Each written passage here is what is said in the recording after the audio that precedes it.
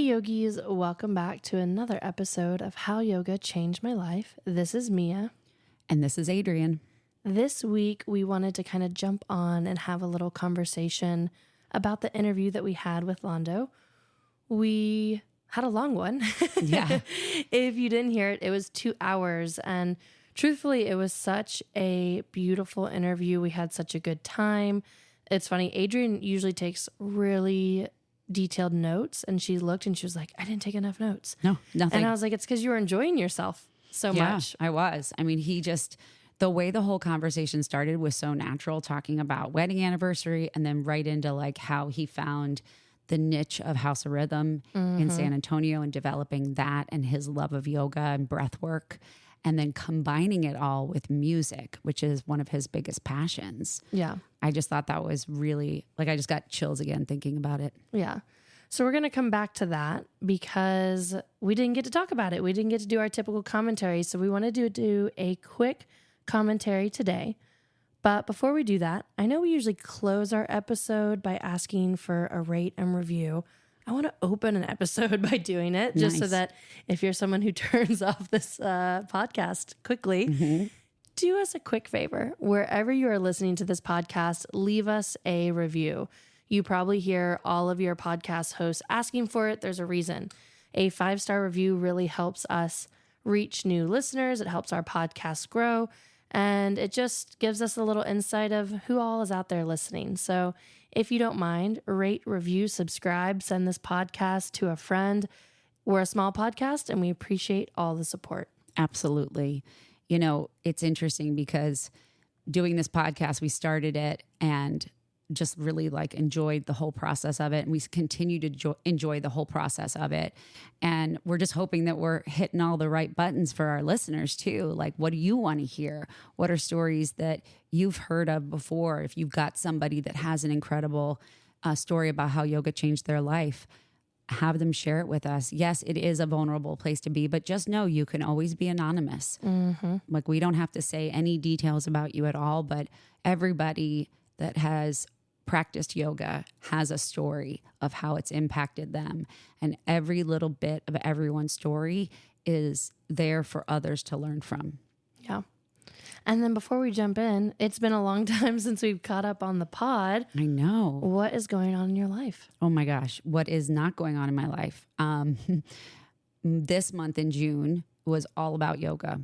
I had 3 big events at the club I work at. We had huge successes with numbers of people coming out and enjoying themselves and practicing for Pride, for Summer Solstice, and for World Yoga Day.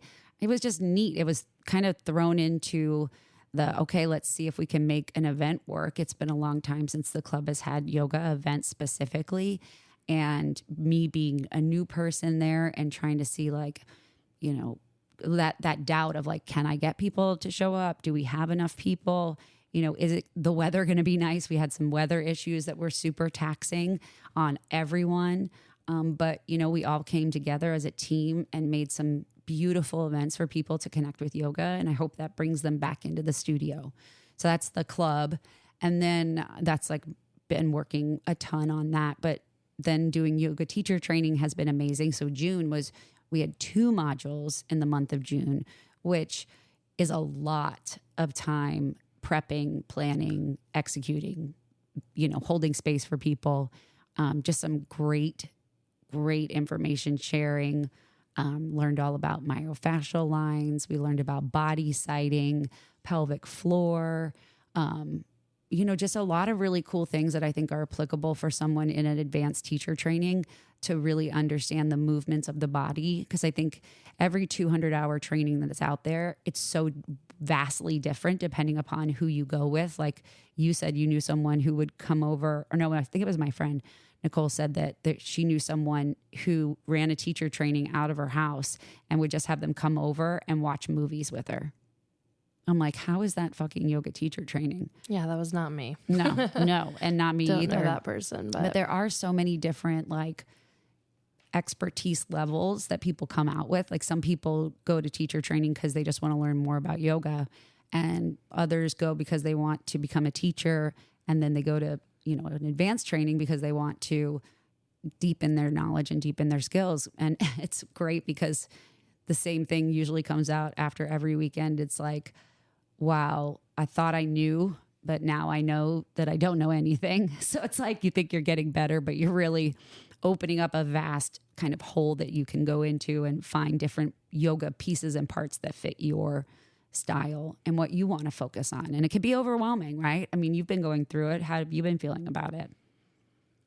Feel good. I think you're right in that it can be overwhelming. I think as we think about the quality of YTTs, my 200 and 300 have been very comparable in that both require a lot of reading. They require a lot of work outside of class. They require attending classes, taking notes on classes, taking classes from teachers with certain designations. So that's what I anticipated to a certain level. I think June was a hard month, having 2 weekends. And then, I didn't make it to the second weekend. To talk quickly about my June, I went to summer camp and really overestimated my ability to bounce back and crashed Friday night. So I missed Friday night. And then my mom was in town and we had a really great visit. So I do have to make up those hours. So, having 2 weekends in a month is also kind of a different ball game. You know? I don't think I ever want to do that again. It happened. It's over with. We don't have to do it again. Exactly. We ripped that fucking Band-Aid off quick. Yeah. Well, and you also have not only been doing yoga teacher training and doing camp, you also have a big project that you're working on for your school. Yeah. So I've also started my master's. I have, I am taking classes here in San Antonio at UTSA. Go Road Runners. Yeah, birds up. Is that what they say? Birds up? I think. I don't know. Why would they say birds up? Because you hold your hand up like this and it's a road runner. Got it. It's like if for those on the pod, it looks like a cowbunga. Or a Shakti. Is that what it's called? I don't know. Like hang loose. Yeah, hang loose. Hang loose. Yeah, cowbunga.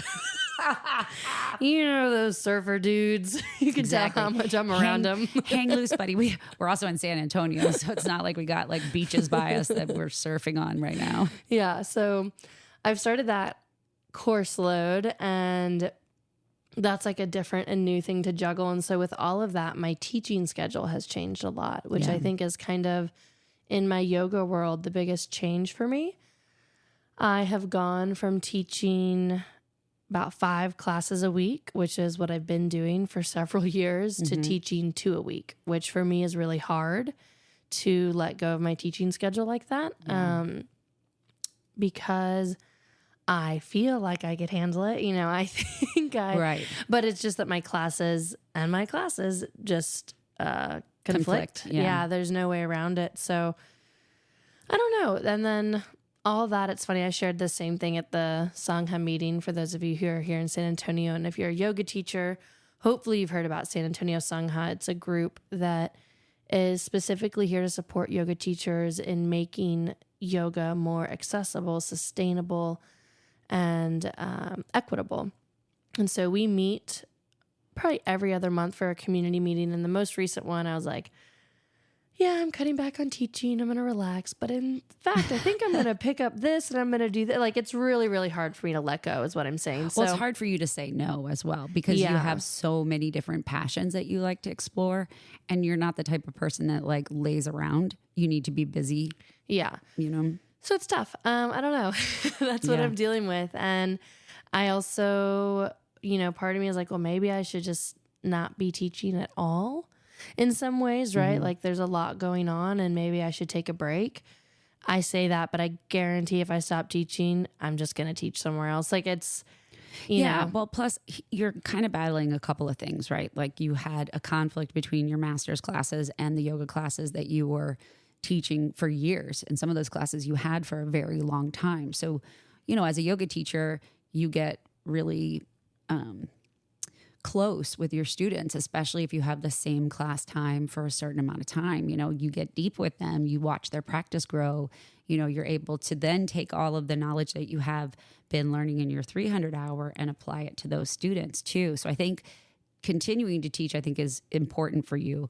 I think that managing your time is going to be the most important thing, but getting into the space of a yoga teacher during training is just going to benefit you more, even if it's once a week or twice a week or once a month even, you know? Yeah, I think it's a matter of priorities. Like prioritizing where I'm putting my time and energy and who I'm putting it with. That's a big deal. I really enjoy teaching and I really enjoy being with my students. I don't always enjoy the environment. Right. That's the biggest thing, is finding a place and a space where you're 100% supported.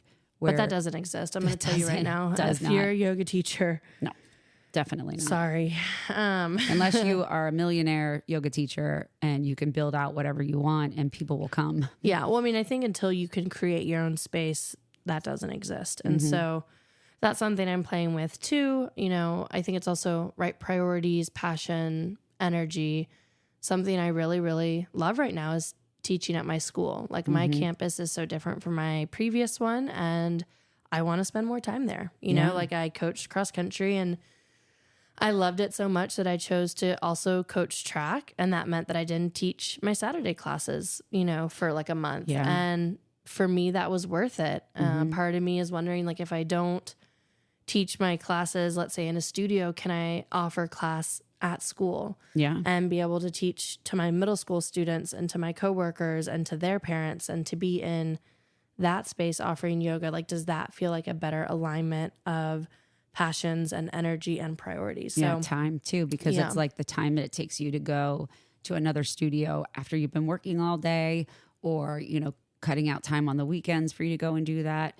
You know, teaching takes a lot of effort and energy that I don't think a lot of people really understand.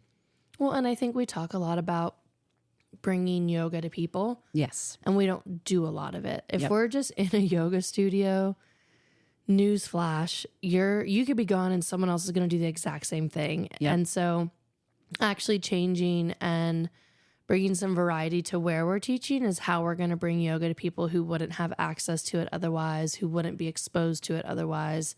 So that's something I think about a lot too. That's what's up with me. I agree with you. I mean, for me, the one thing that I've really lucked out in getting to do is teach via Zoom to a rehab facility that my friend was a part of for a while, who, by the way, is like over 50 days sober, which is a huge win for her. And I've been teaching that class for them a couple times a week. And for me, it's like, I know that some of those people may never have even, you know, practiced yoga or thought about yoga as a modality for recovery. And especially with this podcast, I've learned so much from friends that have talked about their sobriety and the connection with their yoga practice and how it supported them, that it's kind of like my way of, you know, spreading the yoga love to people that would not come into a studio or a club. Absolutely. Yeah. One other thing that came to my mind, and I just want to shout out, is that Ming, who was one of our guests, is one of my professors in my master's program. I know, that's so crazy. Yeah, I'm like, yeah, I know Dr. Z. Don't worry about it. Ming's like, I'm not giving you any like slack. You're gonna, and you are a hard worker, so you won't even disappoint her at all. No, and we know each other, so yeah, it's funny. But yeah, just cool. I think that's cool that, you know, yoga friends, yoga universes overlap somewhere outside of yoga, and it's just it's cool. I love being in this community. Totally. And you got a new tattoo. Oh yeah, I did get a new tattoo. Adrienne and I went to Austin 2 days ago and got another tattoo. It was awesome. So cool looking. It's funny. I'm gonna post it on Instagram. You'd have to follow my personal Instagram. Feel free. As long as you're not one of my middle school students, I will accept your follow request. And there's 2 pictures. Like, there's a selfie that I took, and then there's a picture of me that Adrienne took, and I'm ready to post it. It's gonna be funny. It's gonna be like wanting a new tattoo versus getting a new tattoo, because like the 2 faces I'm making are just so different. But no, it was awesome. If you are in the Austin area or willing to drive to Austin, I highly recommend being tattooed there. It's where some of the best artists, I think, at least in my area, are. And I love Hello Friend Tattoo. I've been tattooed with the 2 owners now 4 times. And so Shout out to Heather and David. Yeah, I will be going back, I promise. So check them out. You can look at my tattoos for reference. You can look at their artwork for reference. Really, really, really love Hello Friend. They just felt really good too, just being up there. They're in a really cool little space above a bakery that has killer fucking cake. Oh my gosh, so good. and just the environment and the people that were there, that worked there. And I don't know, they just were really kind and funny and supportive. That's just like teaching yoga, tattooing someone, or, being a hairstylist, or, being someone that helps someone feel better about either their physical or their, physical, emotional, mental state. It's a hard thing to do. You hear a lot of stories. You can get some stuff stuck to you sometimes, but I just thought they were the coolest people. Like, they just were very welcoming, and I really enjoyed watching you get a big ass tattoo on your leg. Yeah, good times. It wasn't me. I would have gotten one, but I am not ready yet for another one. I've got mine right now, and I like to think about them for a while and really plan them out. Yeah. Like you do too. You found your artist. I think it's cool how you do your tattoos, though, is that you have everything on the left side of your body right now. A lot of it, yeah. Yeah, so that when you get married, you can't see them. You can't see them. What a great idea. Yeah, my right arm is unmarred. I am ready for marriage. Jair. Are you listening? No, he's not, unfortunately. I know. That's something we don't talk about a lot. Anyways, let's get into the episode. Exactly. Let's get into it. So one of the things that I thought was really cool about Lando was his passion around music and his passion around yoga, and being able to marry the two in a way that our area had never seen before in San Antonio. Right. Yeah, I think the origin story of House of Rhythm and that, stepping stone in his journey of yoga, it was beautiful to hear, right? Mm-hmm. The 20th anniversary, going to New York and getting to see and feel a very particular experience and vibe, right? We're curating an environment for people to experience yoga in. Yep. And to then have that pull and call to say, this is what I want to do in San Antonio. Yeah. One of our interviews from Houston, Alexandra, she doesn't use music in her studio at all. Now they have sound baths and they'll do those kind of music offerings. But as far as like a regular yoga class, there's a lot of people that don't play music in their class, and you can still have an amazing experience.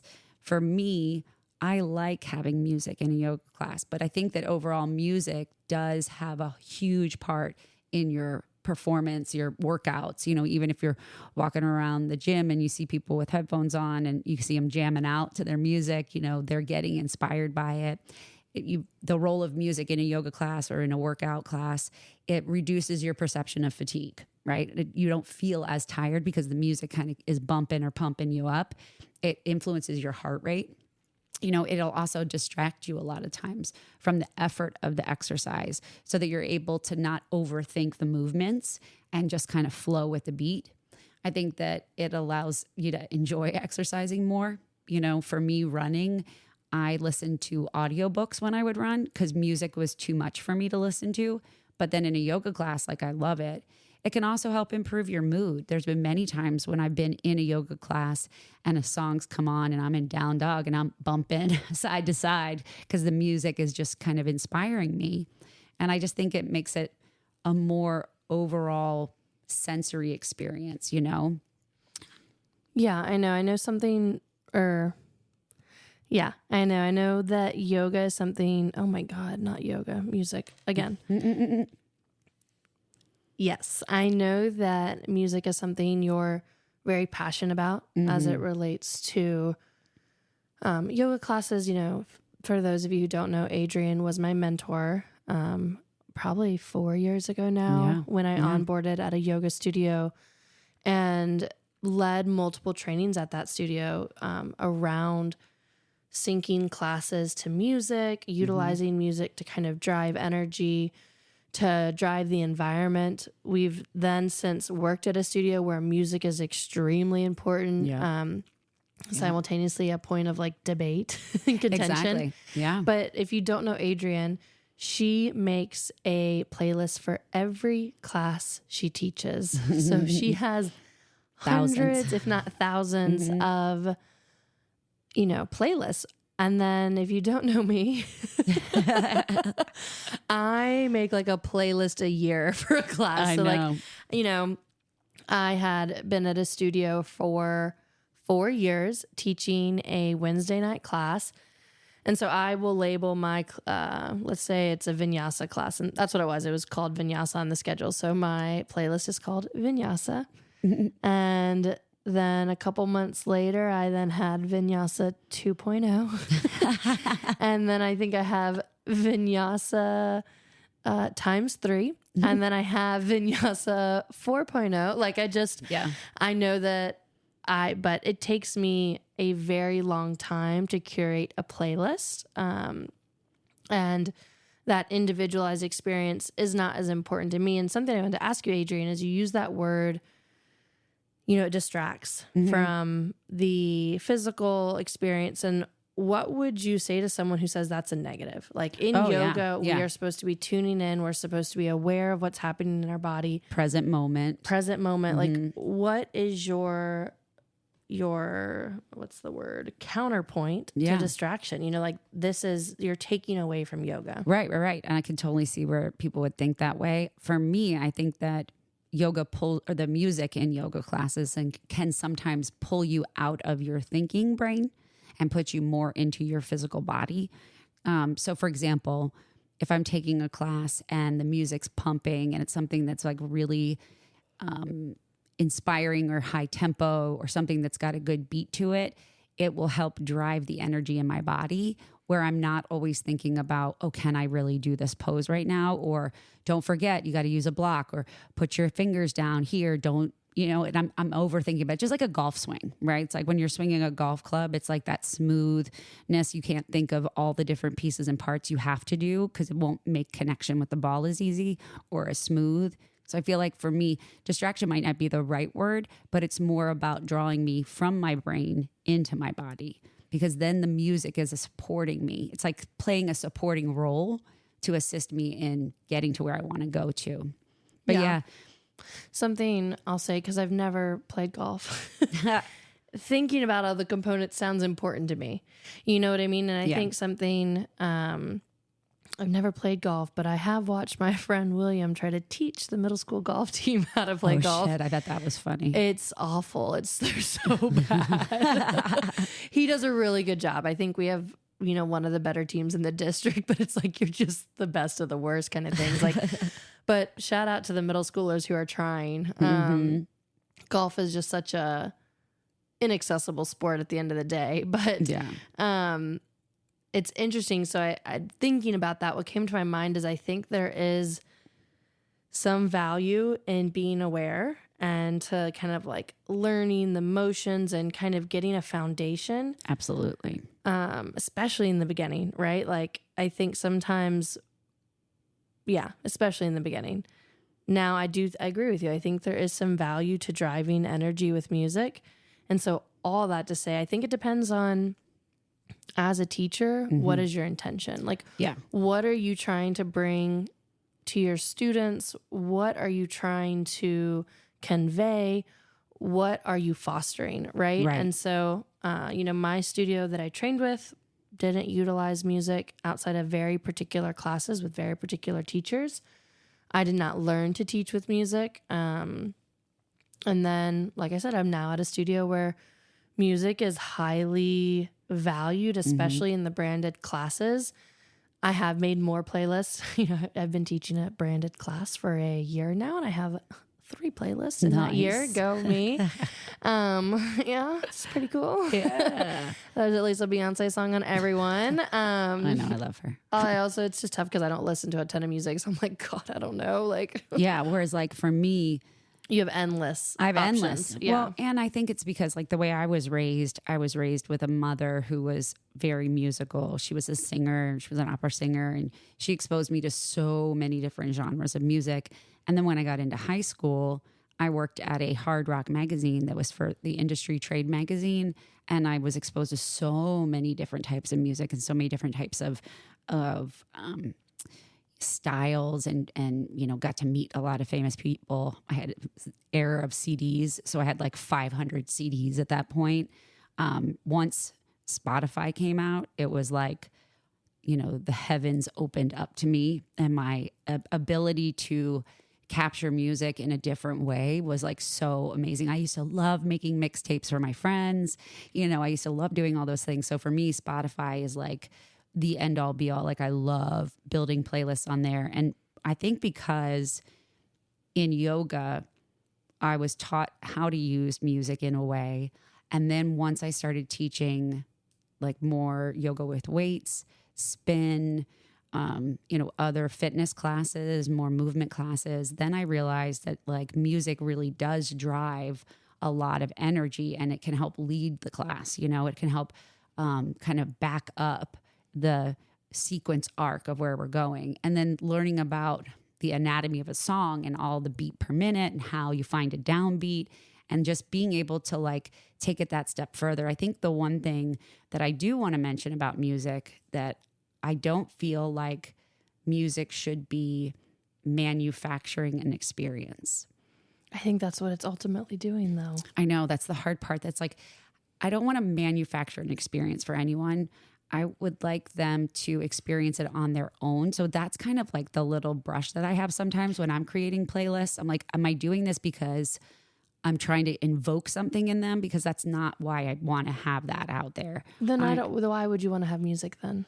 It's more of a, like basically the supporting role, so that if people have a hard time, and I don't play, it's interesting. Like there are some classes where I will play, you know, similar playlists, or I will change up the songs and keep the same kind of flow throughout.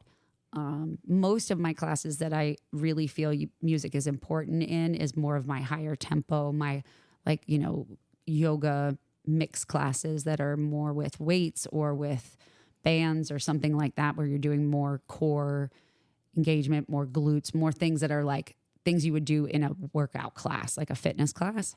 And I feel like for me, then it's the music drives the beat, right? And our drives, bodies, manufactures, yeah, produces. I don't know. You know what I mean? No, you're right. You're right. That's what I'm like. There's always this little struggle bus with me of like, I don't want to play with the music so much that it interrupts their ability to practice on their mat, and it's not overwhelming to them. You know, music is something that like all of us, we innately love patterns, right? So if you're breathing, it's a pattern. If you're moving in a pattern, if you hear music that can support that pattern. So for me, the music is more of like the icing on the cake rather than the actual cake itself, right? Yeah. And so and one thing I find really interesting is that the club I work at now, they play with the volume of the music, which at first I was like, what the fuck is this? Like I had a hard time at first because I thought, how are you... That felt very manufactured to me, because I was like, why are we turning the music off? And then we're blaring the music. But then once I learned the why behind the way they do things, it makes sense. It's like, hey, I don't want the music playing when I'm cueing them into the postures and I'm getting them set up in the flow. Then once I get them set up in the flow, then I'm going to increase the music volume as they go to also kind of work with their nervous system. Right. And you said that. I don't know how I feel about it, but that's what they told you. That's what they, and let me tell you, when it's done well and it's done properly, it does make a difference. When it's not, I believe it makes a difference. I don't know if the music is affecting my nervous system. Well, it does. If you think about your music does affect your nervous system because it's input. Not just because it's input, but think about all of the bundles of energy that are in your body that are tied to musical notes. Yeah. But what I'm telling you is I don't believe a single one of your teachers knows which of their songs affects which of my chakra centers. Oh, like, for sure not. No. I'm just talking. No.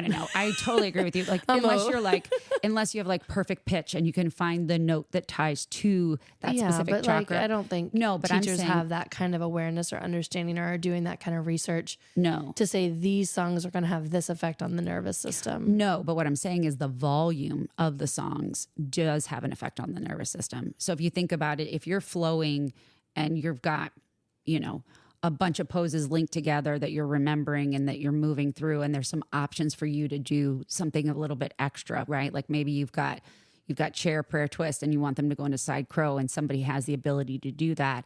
If I have the music matching the tempo or building upon the tempo, then maybe it pulls them out of their brain, pulls them into their body, and they may take a chance to do it.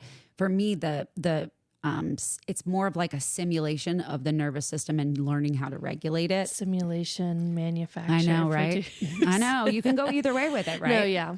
You really could, but I feel like they're, especially in the US, where yoga isn't as pure, right?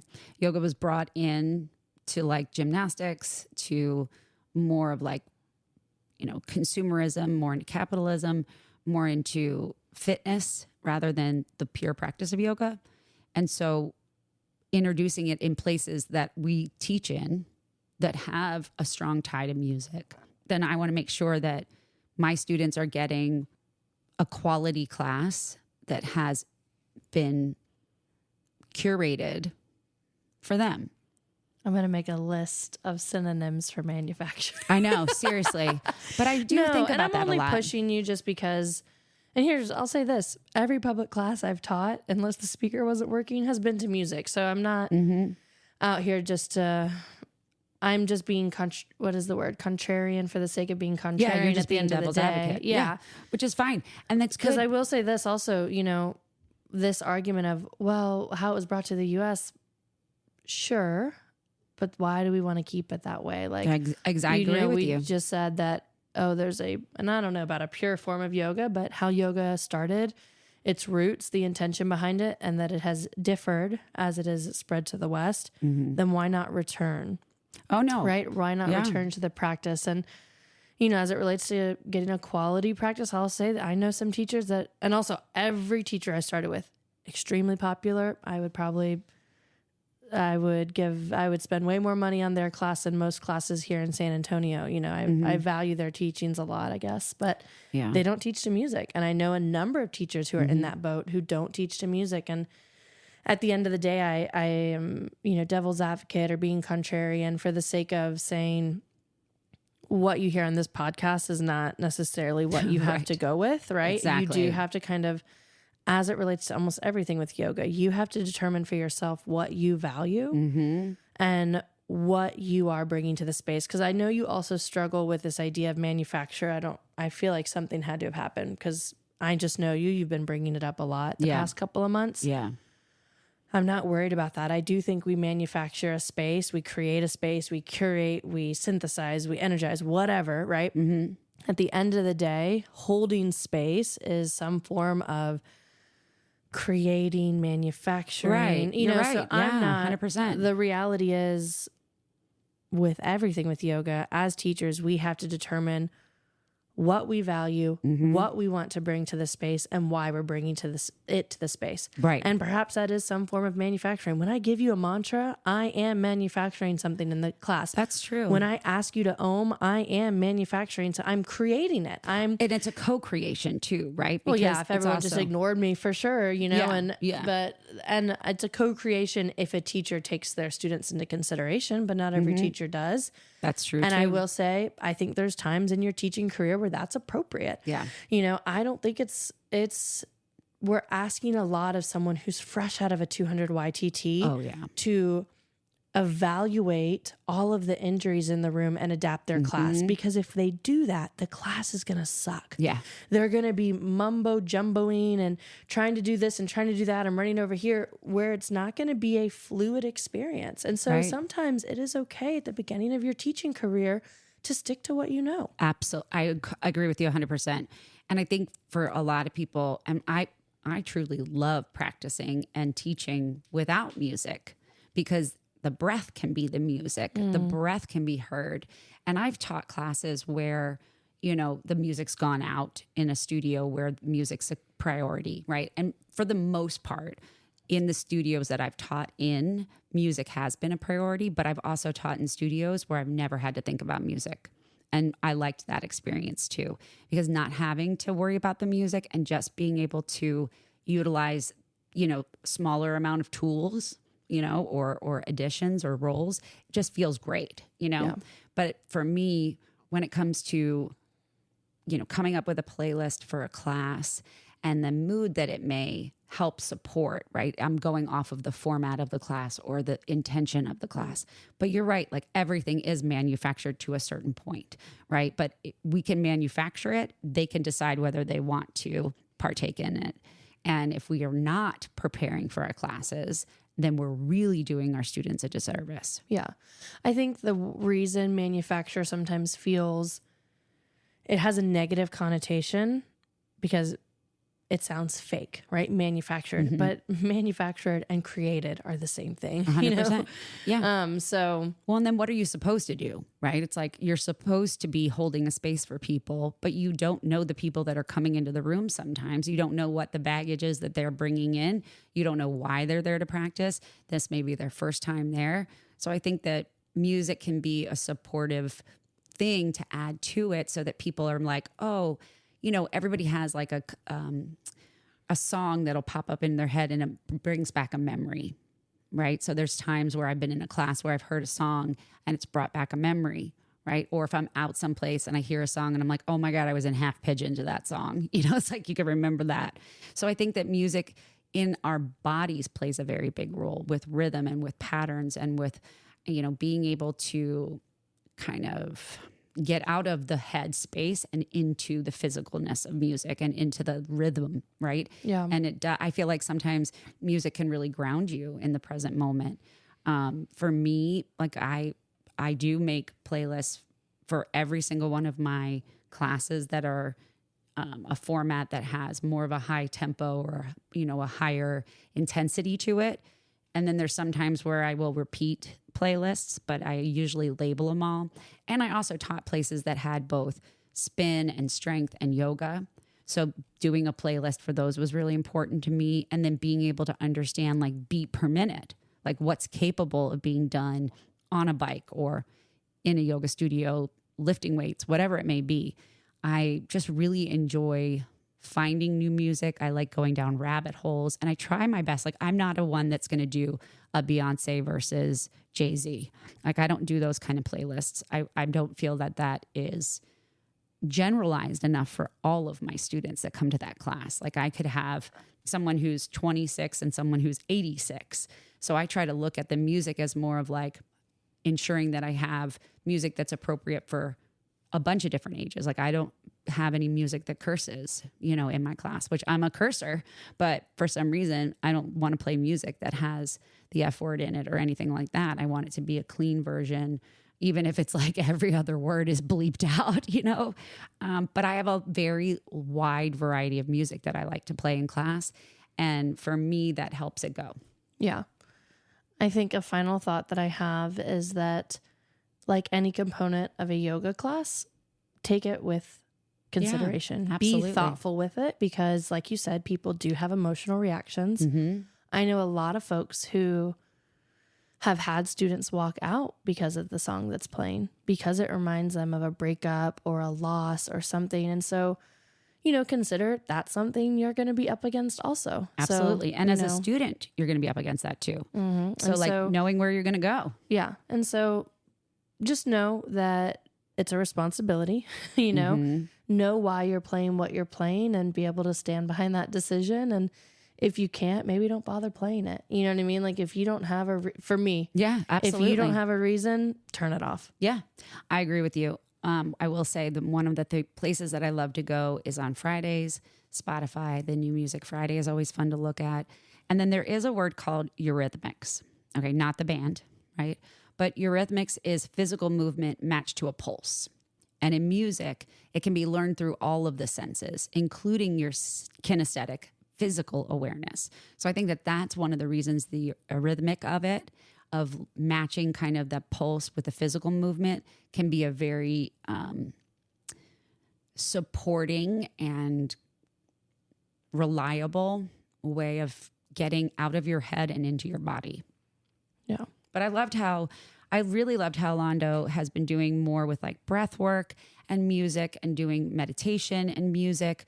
Whereas like for meditation, we don't use music in the background for ours really. Even when I'm in studio or in a class, I turn the music off, you know? But if you listen to Lando's breathwork practice, it was powerful. Oh, Like the yes. music changed it. You know, I was listening to it in that kind of post-edit phase before we put it up onto our host site, and I unplugged my headphones and had Jair come over and listen. I was like, wait, here, it's about to happen. You know, like, and if you don't know, DJ Lando did that for us. Like he did all the editing and the music incorporation, and it was powerful. Absolutely. And I was totally, because he was like explaining his vision, and then he was like, you want me to just do it? And I was like, yes, because like, you know, he had that intention of how to incorporate with the breath work, and it works. I mean, it's beautiful. It's like, oh, now the energy's moving. So there's an example of where I think it works really well when the intention is there. And so it's just inspiring to hear from him and to hear how he did it. And like being someone who loves to curate playlists and loves to find new music, you know, I find that really inspiring. And I feel like it's just important for us to recognize that, you know, this whole idea of manufacturing an experience is probably something that is more personal to me than it is to others, you know? Well, and I'll say this, if we're not being reflective on our teaching practices, then we're stagnant. Absolutely. I think the best teachers, whether that is yoga teachers or classroom educators, are reflective on their teaching, on what they're doing, how they're doing it, and how they could be doing it better. So I think it's a good sign that you're questioning, you know, what you're doing, what you're bringing to the space. I find folks who are complacent, you know, they're complacent. That's not a word that I want to personally have associated with me. Exactly. You know, complacency lacks growth, it lacks inspiration, and I think it can foster harm. And I mean, and this is something else I've told folks, like, there have been phases where I'm like, I'm not sure if I should be teaching yoga. Like if it's appropriate that I'm teaching yoga, you know? Is it because of like a time that you're going through in your life type thing? Or like when do you feel down that way? to like culture appropriation? Like, is this appropriate to be teaching in a studio? Is this appropriate to be, you know, profiting off of? Is this appropriate? You know, and I think if you got to come to your own conclusions, but if I think it's normal and natural and very healthy and very important that we question, you know, different aspects of our teaching. Absolutely. So, well, and especially like for me, one of the things that's really important is theming, you know, having like a little nugget or a quote or a word or an intention that you bring to the table. Because I feel like if we're coming from a place of true yogic living, right, there's a universality to the things that we're all going through if we get out of our judgments and we get more into the commonalities of what we have. So I feel like that music can support that in so many different ways. And, you know, I think the fact that I do question, like, don't manufacture an experience for someone, I think that's when I'm the most honest with myself in creating a class, a sequence, a playlist that isn't there to force a feeling, but to support anything that surfaces. Yeah. Well, Lando, thank you for inspiring this conversation. I know, it was great. I really appreciate it. It's nice to talk about music like this. And, you know, we'll link in our show notes, my Spotify, Mia's Spotify, and Lando's, so you can listen to kind of all the different pieces and parts that we like and songs that we like to listen to. I love the fact that Spotify always tells you like what's your top, you know, songs at the end of the year. I'm a huge Teddy Swims fan, so I'm like in the top 0.1%. So, you know, with whether it's Teddy Swims or Beyonce or, you know, Soul Rising or whatever it is, there's so many different ways that you can take music into a yoga class. And there are so many ways that you can boot it the fuck out too. Yeah. Cool. Don't forget, rate, review, subscribe, follow us. And if you've got a story, share it with us. There's a form right on our show notes that you can fill out. You can always DM us or send us an email at yogachanged@gmail.com. We will talk to you guys soon. Bye, yogis. Bye.